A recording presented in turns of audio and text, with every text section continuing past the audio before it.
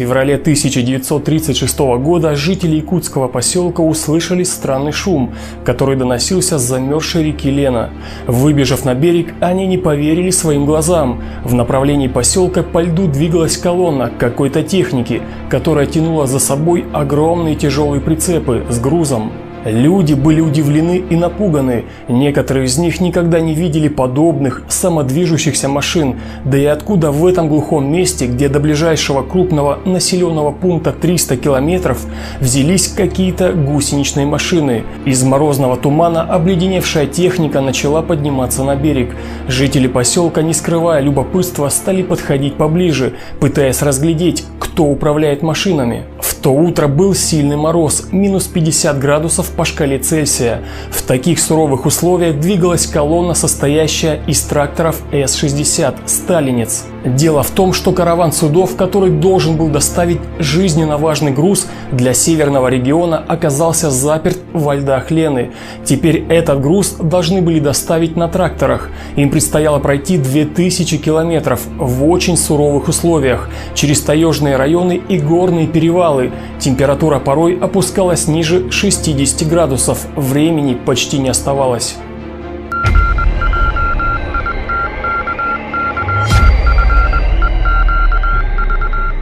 В январе 1936 года директору Челябинского завода пришла телеграмма следующего содержания. Сверхсрочно, правительственная. Во льдах реки Лена замерзает караван судов с жизненно важным грузом для Якутии. Множество поселков остались без хлеба, муки и прочего продовольствия.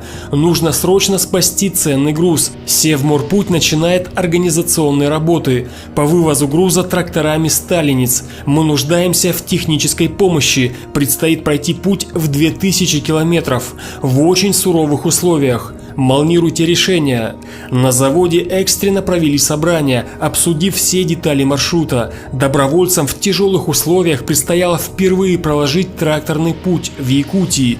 Отправной точкой была станция Большой Невер. Гусеничному каравану нужно было пройти Становой хребет и спуститься на Алданское Нагорье, по пути доставив на золотые прииски Алдана оборудование, обсадные трубы и 2 трансформатора. Далее начинался опасный маршрут. Предстояло пройти еще 600 километров по тайге, где не было ни дорог, ни населенных пунктов. Вокруг снег, таежный лес и дикие звери. Будущих добровольцев сразу предупредили, что никто не дает никаких гарантий, и, возможно, спасательная экспедиция сама окажется в снежной ловушке, из которой не удастся выбраться.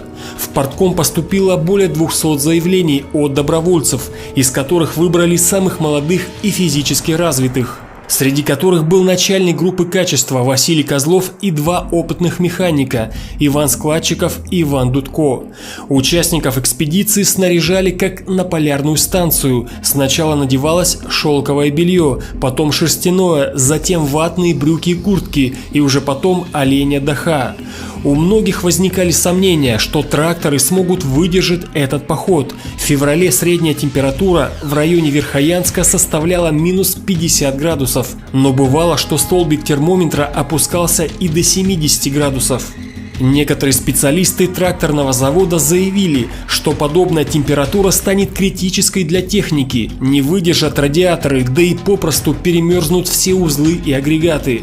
Еще под сомнение ставилась возможность тянуть за собой многотонный груз по горным перевалам, особенно в гололед. А что делать, если техника застрянет в тайге, а вокруг за сотни километров никого, люди будут обречены. Тем не менее, было принято решение – экспедиция состоится. В радиаторы тракторов залили керосин вместо воды, чтобы они не перемерзали. Это было рискованным шагом. От нагрева мотора выделялись пары керосина, которые могли вспыхнуть от спички, от папиросы, от любого другого небольшого огонька. Но в данном случае это было единственным выходом. Также была подобрана специальная смазка, которой не были страшны сильные морозы. На гусеницы должны были установить специальные шпоры для лучшего сцепления на замерзшей почве и на льду, но они еще не были готовы. Руководство решило не ждать и отправляться в путь. Шпоры должны были доставить участникам экспедиции на автомобиле. 4 февраля 1936 года отправились в путь. Колонну тракторов сразу же настиг сильный буран. Видимость упала до нуля. Ничего не было видно. Впереди двигались разведчики, указывая направление. Каждый трактор тянул груз весом в 20 тонн. Тем временем положение в Якутске становилось критическим.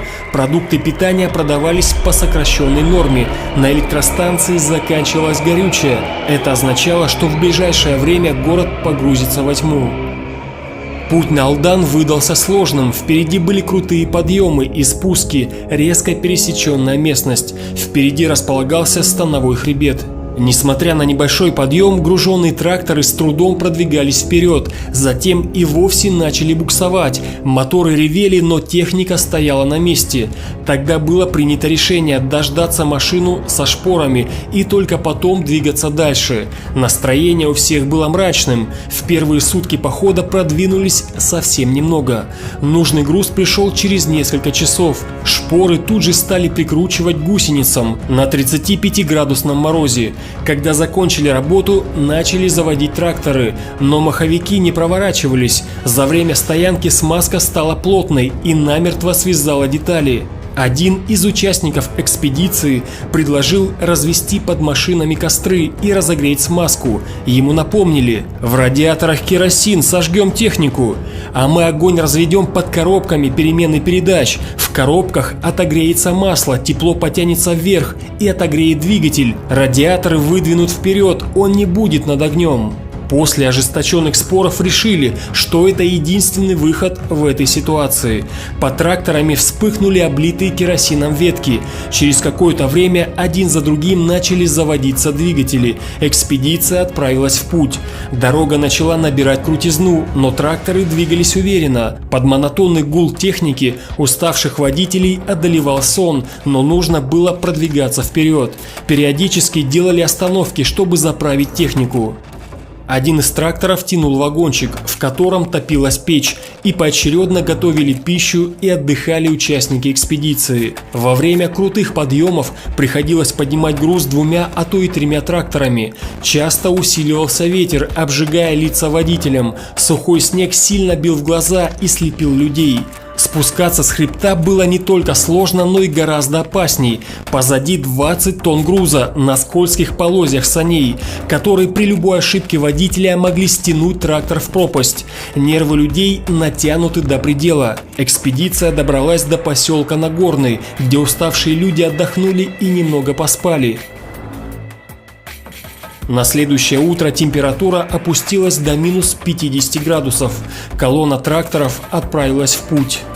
20 февраля экспедиция прибыла на прииск Незаметный и передала рабочим обсадные трубы для глубокого бурения и трансформаторы. На следующий день снова взяли курс на Якутск. Термометр на вагончике показывал минус 48 градусов.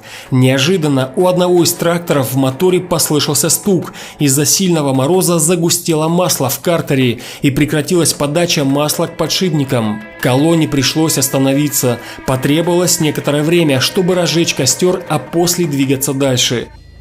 Но через 2 часа тракторы опять остановились. Впереди были сугробы, в которых нагруженная техника просто проваливалась. Тогда решили оцепить груз у 3 тракторов и ими проложить путь до леса. Впереди начиналась тайга на 1000 километров. Колонна продвигалась по тайге, выталкивая перед собой снег, иногда застревая в сугробах. Рев моторов был слышен далеко на несколько километров. Через 5 часов экспедиция выехала на берег замерзшей реки Лена. Это крупнейшая сибирская река, полностью протекающая в районе вечной мерзлоты. Один из тракторов по крутому спуску съехал на лед. Машина двигалась уверенно, лед не трещал. «Можно ехать, лед надежный!» – крикнул разведчик, и колонна тяжело и неторопливо стала спускаться на лед. По реке нужно было проехать около 30 километров. На второй день колонна шла по ледяной дороге без остановки. остановки. Неожиданно водитель, ехавший впереди колонны, резко остановил трактор и соскочил с него. Колонна остановилась. Подбежавшие к нему люди с удивлением увидели в 5 шагах от первой машины чернеющую воду. Еще немного, и трактор с грузом провалился бы в полынью. Не успев опомниться, все услышали сильный треск льда.